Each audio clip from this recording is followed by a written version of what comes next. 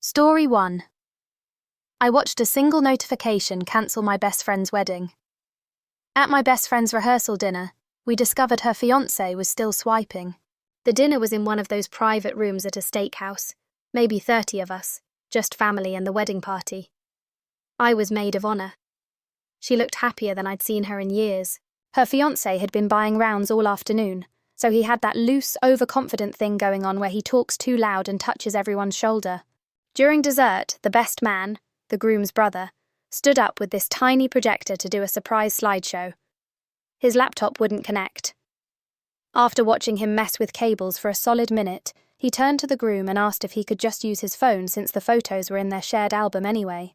The groom handed it over without hesitating. Didn't even check it first, just unlocked it and passed it across the table. That's either bulletproof trust or live-streamed self-sabotage. The slideshow started fine. Baby pictures, college photos, everyone getting misty. When the brother needed to switch to the couples folder, he had to back out to the main gallery for maybe 2 seconds.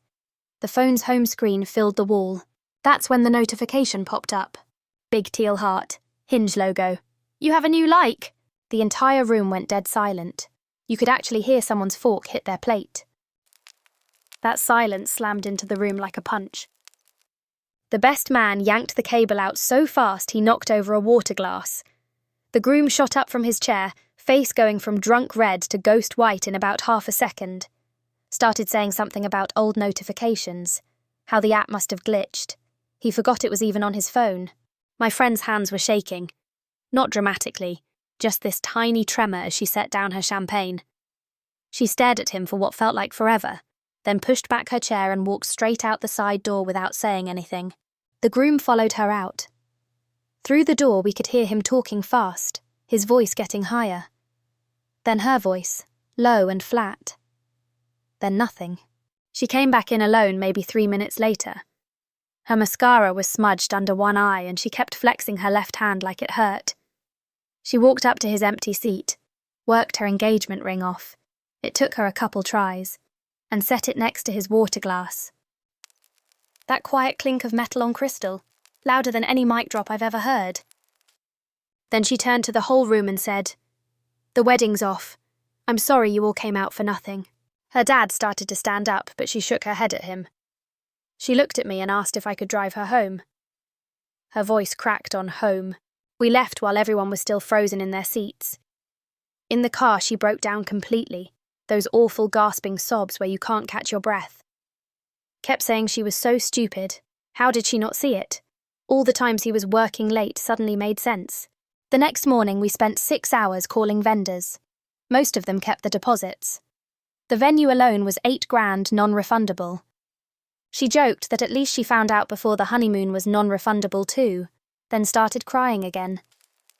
6 hours of hold music while your heart's already in pieces. Brutal. All because of one notification and a tech problem at exactly the wrong time.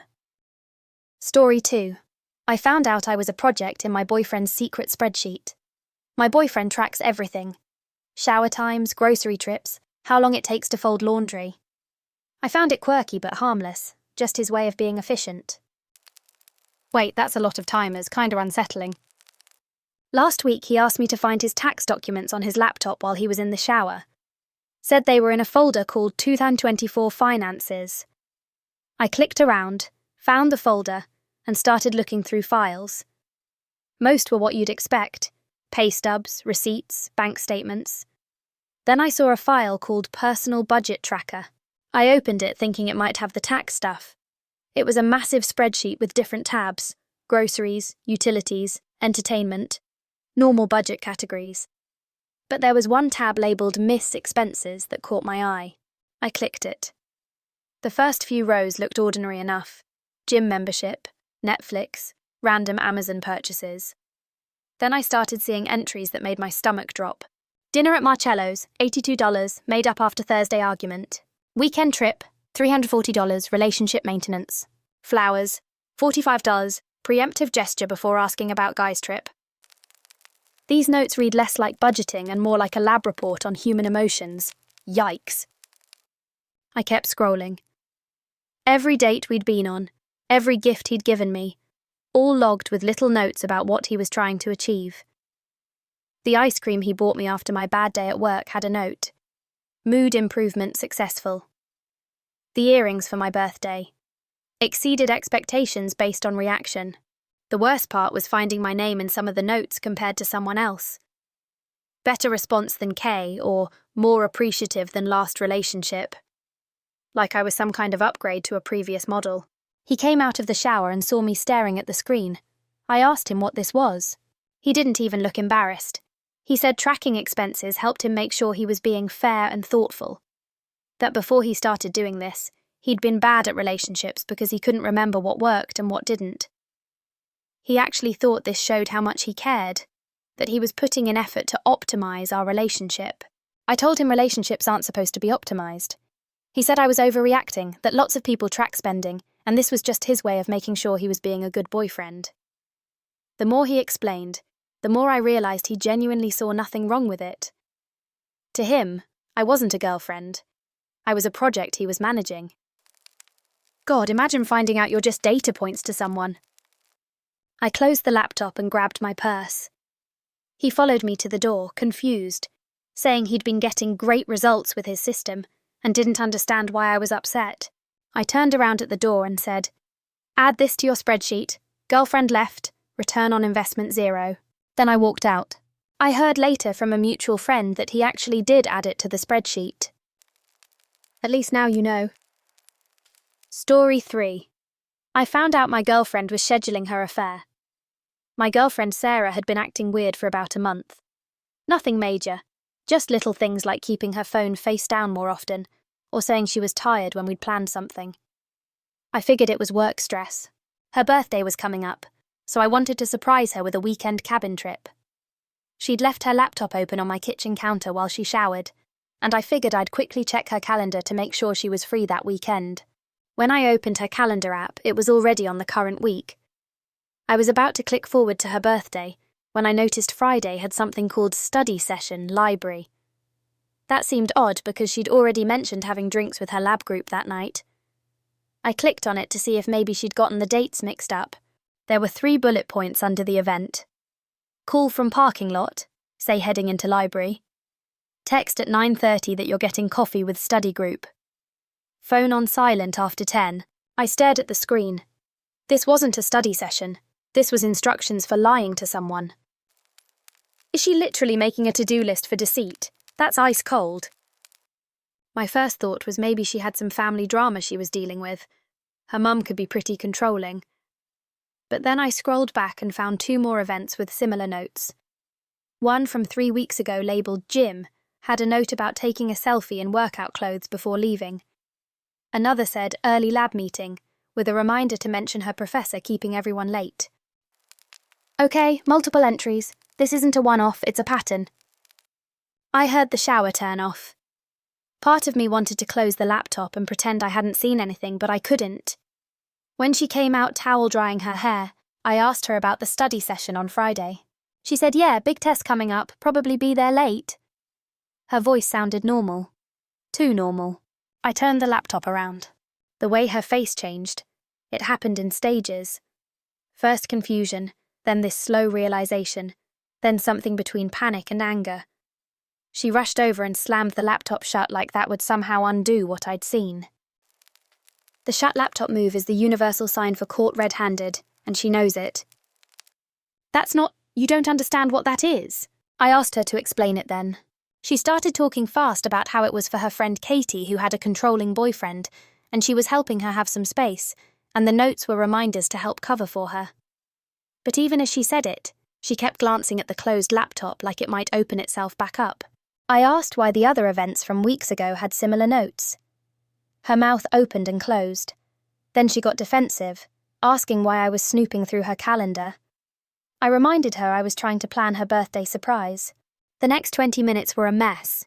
She cycled through being angry at me for looking, trying to explain it away, then finally just sitting on my couch crying. Not the dramatic kind of crying, the quiet kind where someone knows they've ruined something. That quiet crying is devastating. You can tell she knows it's over. She kept saying we could work through this, that she'd ended whatever it was, that it didn't mean anything. I think that last part bothered me the most. She'd created detailed plans to lie to me for something that supposedly didn't mean anything. I told her I needed her to leave. She gathered her stuff slowly, like she was waiting for me to change my mind. When she got to the door, she turned and said she loved me. I didn't say anything back.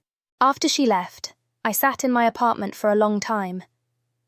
I kept thinking about all those times she'd said she was tired, or had to work late, or her phone died.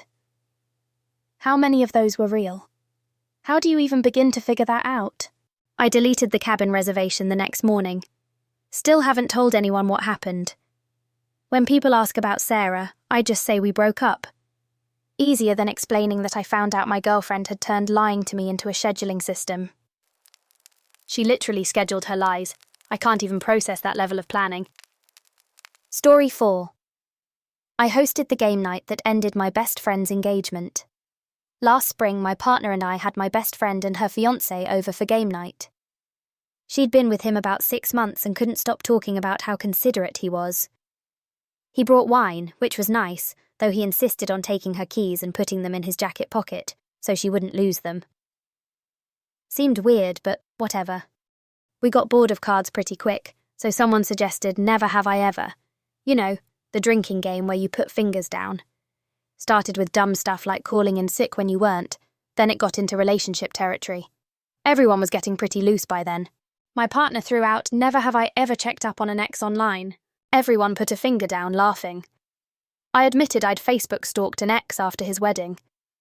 My friend said she'd looked up her college boyfriend when she heard he got divorced. Normal stuff. Her fiancé put his finger down too and said something like, "Yeah, I still check on mine pretty regularly." My friend laughed and asked if he meant Instagram or whatever. He shook his head. "No, I mean I can see where they are." "Hold up, live location, that's not normal." The room got quiet. My partner asked what he meant. He got this defensive look and said it wasn't a big deal. They'd shared locations when they dated and just never turned it off. "It's not like I'm stalking them," he said. "I just, make sure they're okay." "That's not caring, that's straight up creepy." My friend's voice got small. "Wait, all of them?"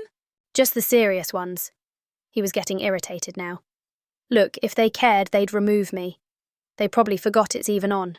I tried to lighten things up, asked if we should switch games, but my friend wasn't done. "How often do you check?" He rolled his eyes. "I don't know sometimes. When I think about them, it's not weird. I'm literally just making sure they're safe." Nobody said anything. My partner was still holding cards, frozen. I could hear the ice maker in the kitchen. "Do they know you do this?" my friend asked. "Why would I tell them? That would be weird." He actually laughed, like we were the ones being ridiculous. Then he grabbed some chips and said we were overreacting, that any good guy would want to make sure his exes were okay. The game just died. I mumbled something about being tired, started clearing plates. They left pretty quick after that, barely talking. She called me the next afternoon. Said when they got home she'd asked him to delete the location access. He got mad, said she was being paranoid, and that if she couldn't trust him to care about people's safety, what kind of wife would she be? Called her dramatic, said she was acting like one of those women who sees red flags everywhere. She stayed at her sister's that night. A few days later, she texted me that she'd given the ring back. Said she kept thinking about that moment in my living room when we all went silent, and how he was the only one who didn't get why. Said she realized someone who thinks watching you without your knowledge is caring would never stop watching. She walked away before the wedding photos. Quiet little fist pump for that. She's been staying with her sister while she looks for a new place. Last I heard, he was telling people she was too insecure for a serious relationship. Thanks for watching. Don't forget to subscribe and check out this video next.